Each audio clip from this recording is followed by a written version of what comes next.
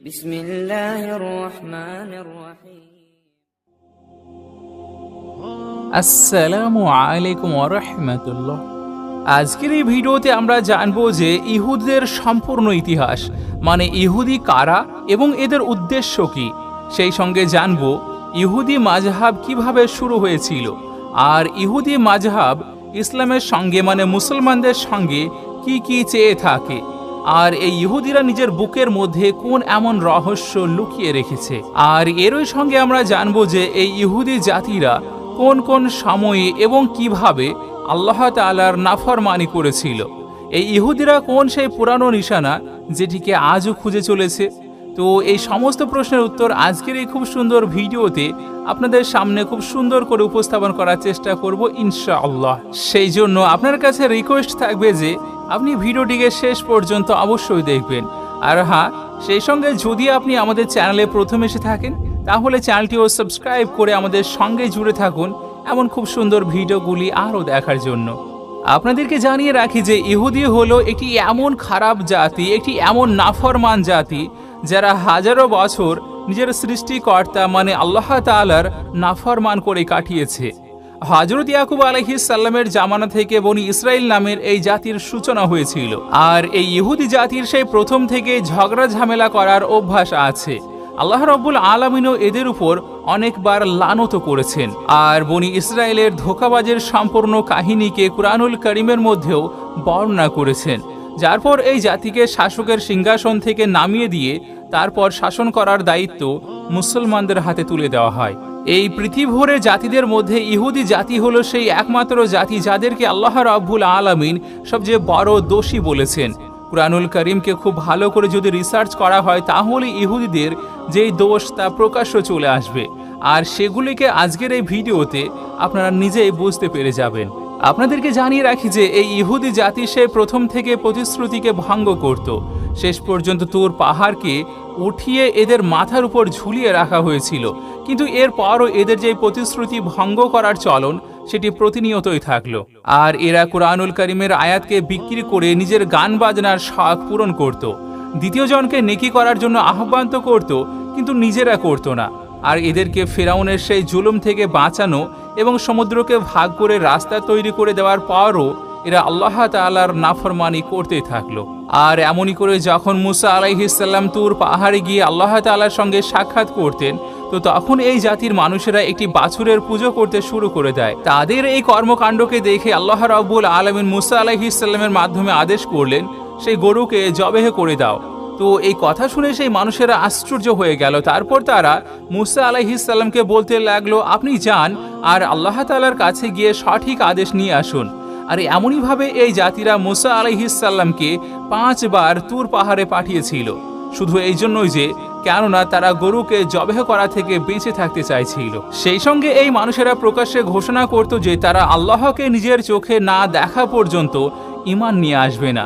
তো যাই হোক, যখন আল্লাহ রাব্বুল আলামিন এদেরকে কোনো রকম পরিশ্রম না ছাড়াই আসমান থেকে খাবার পাঠাতে শুরু করলেন, তো তখনও এই মানুষেরা আল্লাহ রাব্বুল আলামিনের নিয়মকে সঠিকভাবে পালন না করে সেই খাবারকে আসা বন্ধ করেছিল। আর তারপর তারা হযরত মুসা আলাইহিস সালামকে বলে তাদের জন্য খাবারের বন্দোবস্ত করে দেওয়া হোক, মানে ধান, গম, সবজি যেন এই জমিন থেকে উৎপন্ন করা হয়। সেই সঙ্গে আমরা এটিও জানি যে মরুভূমির উত্তপ্ত হাওয়া থেকে বাঁচার জন্য আল্লাহ রাব্বুল আলামিনের পক্ষ থেকে এদের উপরে মেঘ এসে ছায়া করত। কিন্তু এত সব কিছু পাওয়ার পরও এই মানুষেরা আল্লাহ রাব্বুল আলামিনের সামনে মাথা নত করেনি। তারপর আল্লাহ রাব্বুল আলামিন এদেরকে একটি বস্তিতে প্রবেশ করার সময় মাফ চাওয়ার আদেশ করলেন।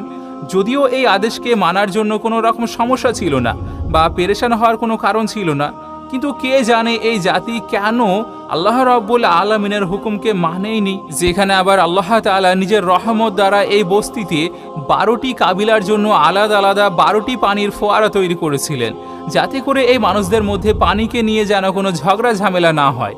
কিন্তু এমন সহানুভূতির পরও এই মানুষেরা আল্লাহ রাব্বুল আলামিনের সমস্ত নবীদের পিছনে খারাপ খারাপ কথা বলতো। আসমান থেকে পাঠানো পয়গম্বরদেরকে হত্যা করা এবং তাদেরকে ফাঁসিতে চড়ানোতেও থেমে থাকেনি।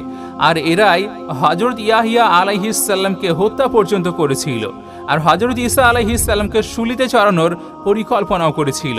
কিন্তু আল্লাহ রাব্বুল আলামিন এদের পরিকল্পনাকে নষ্ট করে হযরত ঈসা আলাইহিস সালামকে আসমানে জীবন্ত উঠিয়ে নিয়েছিলেন। আর এই ইহুদিরা ঈসা আলাইহিস সালাম মনে করে তার মতোই দেখতে অন্য একজনকে সুলিতে চড়িয়ে দেয়। এরা দাবি করত যে পয়গম্বর শুধুমাত্র বনি ইসরায়েলের মধ্য থেকে আসবে। এই জন্য এরা বনি ইসমাইলের পয়গম্বর হযরত মুহাম্মদ মুস্তাফা সাল্লাল্লাহু আলাইহি সাল্লামের উপর ঈমান নিয়ে আসেনি, আর হযরত জিবরিল আলাইহিস সালামকে নিজেদের এক নম্বর শত্রু মনে করত। সেটি এই জন্যই যে কেননা হযরত জিবরাইল আলাইহিস সালাম ওহীর মাধ্যমে এই মানুষদের পরিকল্পনার খবর আল্লাহর নবীদের কাছে পৌঁছে দিতেন, এতদূর পর্যন্ত যে ইহুদিরা এটিও বলতো জিবরিল আলাইহিস সালাম নবুয়তের জন্য কোনো ভুল মানুষকে বেছে নিয়েছে। মাশাআল্লাহ, যদি নবী করিম সাল্লাল্লাহু আলাইহি সাল্লামের মজলিসে এদের কোনো মানুষের মুখ থেকে কোনো সত্য কথা বেরিয়ে পড়তো, তো তখন সে পরে আবারও রাসূল সাল্লাল্লাহু আলাইহি সাল্লামের পিছনে খারাপ খারাপ কথা বলতো।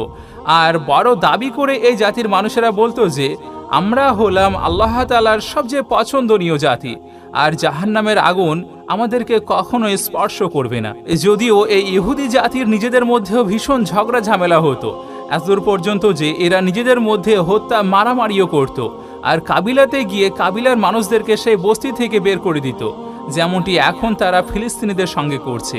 হযরত মুহাম্মদ মুস্তাফা সাল্লাল্লাহু আলাইহি সাল্লামের এই পৃথিবীতে আগমনের আগে এই মানুষেরা একজন নবী আসার কথা বলতো, আর মদিনাবাসীদেরকে বলতো যে যখন এই নবী আসবেন তখন আমরা তোমাদের সঙ্গে বোঝাপড়া করে নেব। কিন্তু নবী করিম সাল্লাল্লাহু আলাইহি সাল্লাম আসার পর সেই ইহুদিরা রাসূল আকরাম সাল্লাল্লাহু আলাইহি সাল্লামের সবচেয়ে খারাপ শত্রুদের মধ্যে একজন হয়ে গিয়েছিল। আর এই মানুষেরা জাদু শিখতো এবং শেখাতো, আর এই জাদুর দ্বারা তারা স্বামী স্ত্রীর মধ্যে ঝগড়া ফ্যাসাদও করে দিত, আর এই জাদুকে হযরত সুলাইমান আলাইহিস সালামের সঙ্গে জুড়ে দিত। যদিও কুরআনুল কারীমের মধ্যে উপস্থিত আছে যে হযরত সুলাইমান আলাইহিস সালামের সঙ্গে জাদুর দূর দূর পর্যন্ত কোনো সম্পর্ক নেই। নবী করিম সাল্লাল্লাহু আলাইহি সাল্লামের উপরেও এই ইহুদিরা একবার জাদু করেছিল। এছাড়াও একবার রাসূল সাল্লাল্লাহু আলাইহি সাল্লামকে জখম করার চেষ্টা করেছিল, আর আল্লাহ তাআলার পয়গম্বর হযরত সুলাইমান আলাইহিস সাল্লামকে তারা নবী মানত না, বরং একজন বাদশা বলে মেনে থাকে। মাআযাল্লাহ, নিজেদের পয়গম্বর এবং নবী করিম সাল্লাল্লাহু আলাইহি সাল্লামের সঙ্গে এই মানুষেরা কঠিন কঠিন প্রশ্ন করত, আবার তাদের সাথে মুসলমানদেরকেও তাদের মতো করে কাজ করতে উস্কানি দিত। মানুষদেরকে সবসময় হকের রাস্তা থেকে, সত্যের রাস্তা থেকে এবং আল্লাহর রাস্তা থেকে থামিয়ে দেওয়ার চেষ্টা করত, আর মানুষজনের মাল সম্পদকে এরা নাজায়েজভাবে ভক্ষণ করত।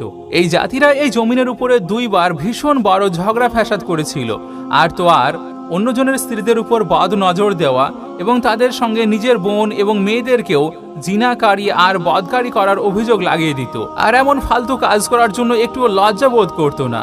যখন হযরত মুসা আলাইহিস সালাম ইহুদিদেরকে ফিলিস্তিনের শাসকের বিরুদ্ধে যুদ্ধ করার হুকুম দিয়েছিলেন, তো তখন এই ইহুদি জাতির মানুষেরাই বলেছিল, হে মুসা, আমরা সেখানে একদমই যাব না, সেখানে তুমি যাও আর তোমার আল্লাহকে নিয়ে যাও, কিন্তু আমরা যাবই না, আমরা তো শুধুমাত্র এখানে বসে থাকব। আর এর উল্লেখ কুরআনুল কারীমের সূরা মাইয়েদার 24 নম্বর আয়াতে করা হয়েছে। সূরা আল ইমরানের 78 নম্বর আয়াতে উপস্থিত আছে, আবার এদের মধ্যে একদল রয়েছে যারা নিজেদের জিহ্বা দ্বারা বিকৃত করে কিতাব পাঠ করে, যাতে তোমরা সেটিকে কিতাবের অংশ বলে মনে করো, অথচ সেটি কিতাবের অংশ নয়। তারা বলে এটি আল্লাহর পক্ষ থেকে, কিন্তু তা আল্লাহর পক্ষ থেকে নয়, আর তারা মিথ্যা বলে, অথচ তারা জানে। এতদূর পর্যন্ত যে এই ইহুদিদের নাফরমান এত বেশি ছিল যে সূরা আল ইমরানের আয়াত নম্বর 181-তে এরা এটিও বলতো আল্লাহ ফকির আর আমরা ধনী। নাউজুবিল্লাহ।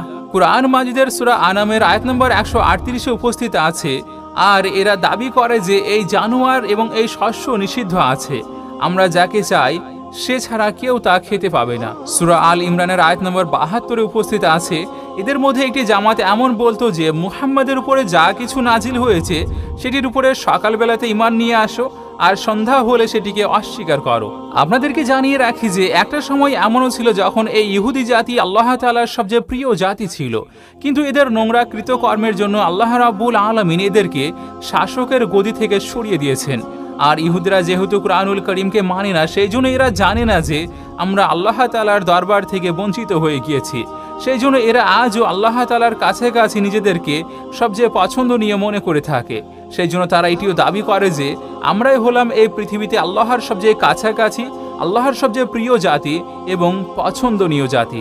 আল্লাহ রাব্বুল আলামিন এই জাতির বেঁচে থাকার সুবিধার জন্য অনেক সমস্ত জিনিস দ্বারা পুরস্কৃত করেছিলেন, আর সেই জিনিসগুলোর মধ্যে একটি মহান জিনিস হলো তাবুতে সাকিনা। তো আমরা চেষ্টা করব তাবুতে সাকিনা কি এবং ইহুদিরা এটিকে সেই তখন থেকে কেন খুঁজে চলেছে, আর এটিকে খুঁজে পাওয়ার পর তারা কি করবে, এটিকে নিয়ে সম্পূর্ণ ডিটেলসে আপনাদের সামনে একটি ভিডিও উপস্থাপন করার চেষ্টা করব ইনশাআল্লাহ। আপনি শুধুমাত্র চ্যানেলকে সাবস্ক্রাইব করে আমাদের সঙ্গে জুড়ে থাকুন।